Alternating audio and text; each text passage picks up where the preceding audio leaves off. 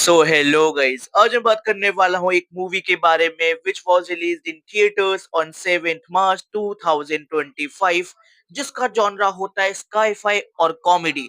अगर मैं इस मूवी के नाम के बारे में बात करूँ, इस मूवी का नाम है मिक्की 17। यस, आई गेस 5 या 8 साल पहले एक ऐसी बुक आई थी मिक्की 7 करके, तो उसी का ये एडेप्टेशन है Mickey 17 and it's a proper Hollywood movie. It is not available in Hindi. मैं इसको थिएटर में देखने गया था, तो तब मैंने इसको इसके प्रॉपर सबटाइटल्स के साथ देखा था। मूवी स्टार्ट होती है एंड मूवी का प्लॉट बहुत ज्यादा सिंपल होता है कि भैया अपनी जो दुनिया है ना वो बहुत ज्यादा मॉडर्न एरा में जा चुकी है, और जो अपने एलोन मस्क का सपना था मतलब इसमें दिखाई नहीं, वो मैं एक रेफरेंस के लिए बता रहा हूँ कि भैया अब सिर्फ हम अर्थ पे नहीं, अब हम बाकी प्लैनेट्स पे भी रहने वाले हैं।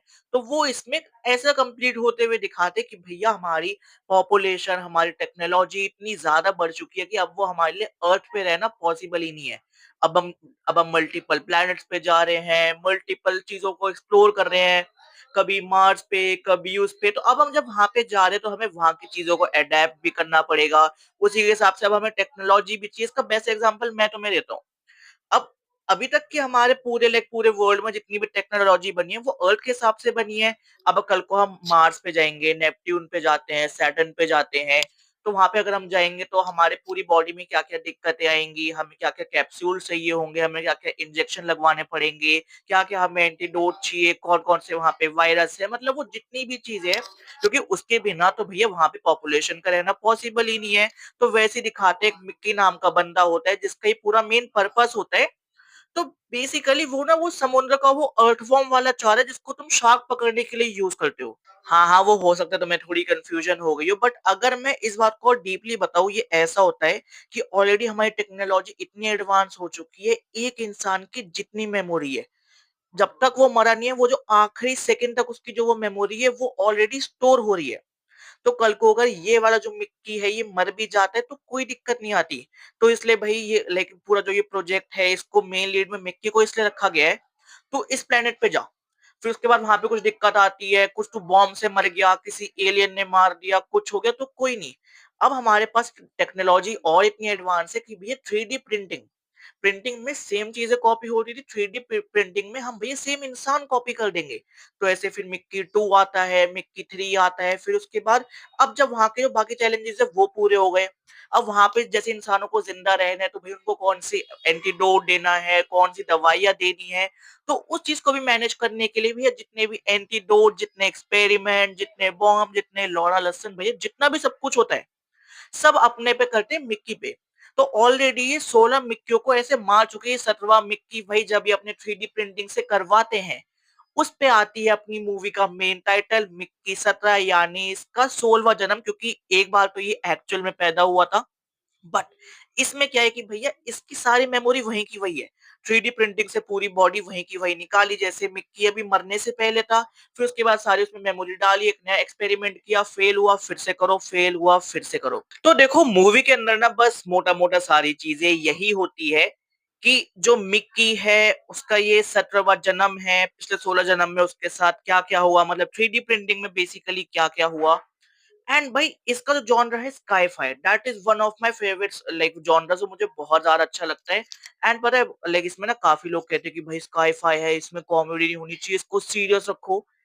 मेरे हिसाब से क्योंकि एज अ ऑडियंस, क्योंकि हम स्काई फाई देख रहे हैं उस टाइम की मूवी जो शायद हमारे पड़ पोते उस टाइम पे जिंदा होंगे, तो हमें नहीं पता उस टाइम पे लोग कैसे होंगे, क्या कर रहे होंगे।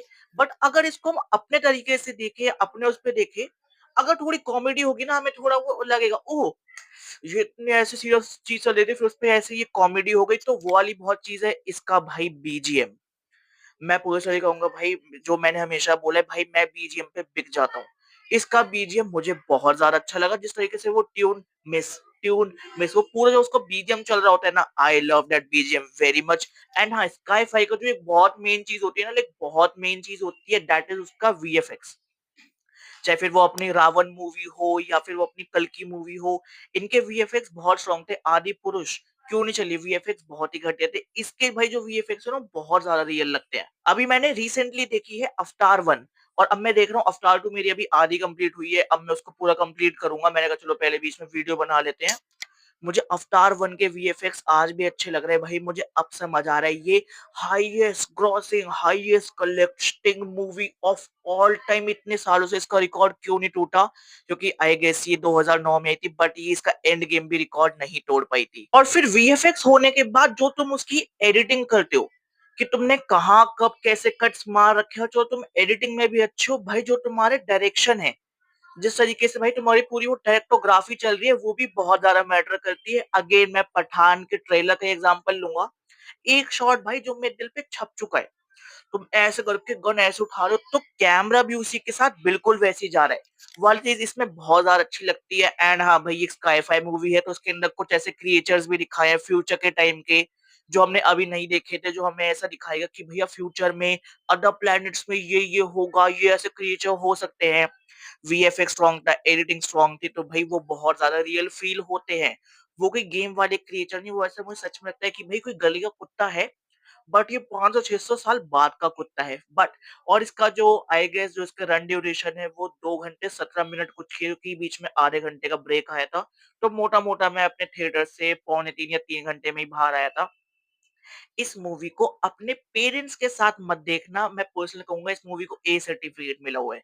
एंड इसका जो मिलने का ए सर्टिफिकेट, वो मेन रीजन ये है क्योंकि भाई ये फ्यूचर पे बेस्ड है। तो फ्यूचर में भाई सेक्स होना, एडल्ट सीन होना and वो इतना नॉर्मलाइज होना कि भैया कुछ भी न्यू ना लगना। जैसे हमने अवतार मूवी देखी थी, वो सब लोग भैया 99% नंगे ही थे। तो अगर कोई वहां पे भाई सेक्स भी कर रहा है, वो आपस में मीटिंग हो रही है, उनमें संभोग हो रहे हैं, उन लोगों के लिए कुछ इतनी ऐसे हाइप्ड अप बात नहीं थी।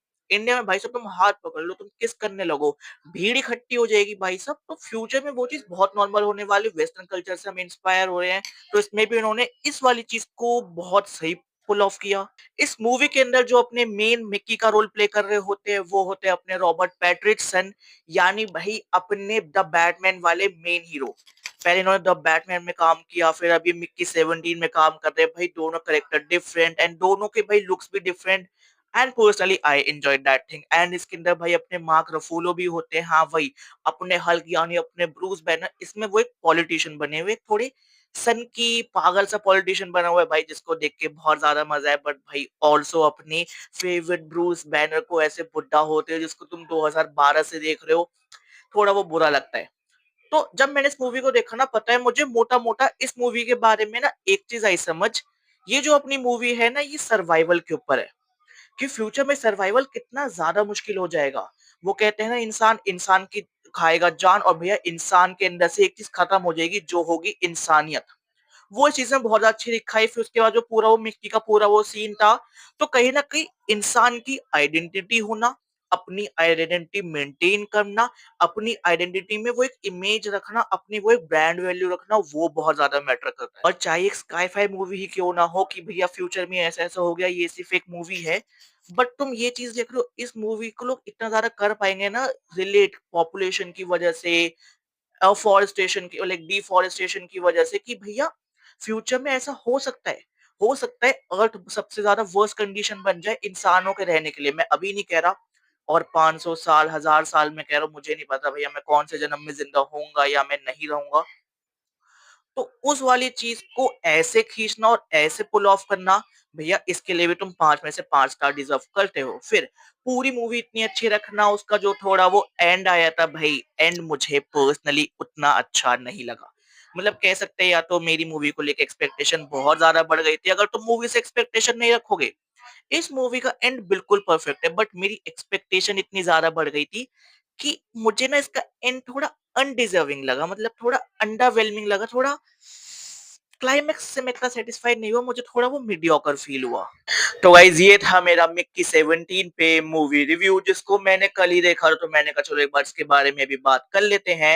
एंड हाँ पर्सनली भाई, अब जितनी भी चीजें आएंगी वो थोड़ी ऐसे डिले होकर ही आएंगी। तो गाइस अगर तुम्हें वीडियो अच्छी लगे तो उस वीडियो पे लाइक कर दो, उस वीडियो पे कमेंट कर दो, उस वीडियो पे शेयर कर दो। बाकी जल्द मिलते हैं एक नई वीडियो के साथ। Bye bye guys.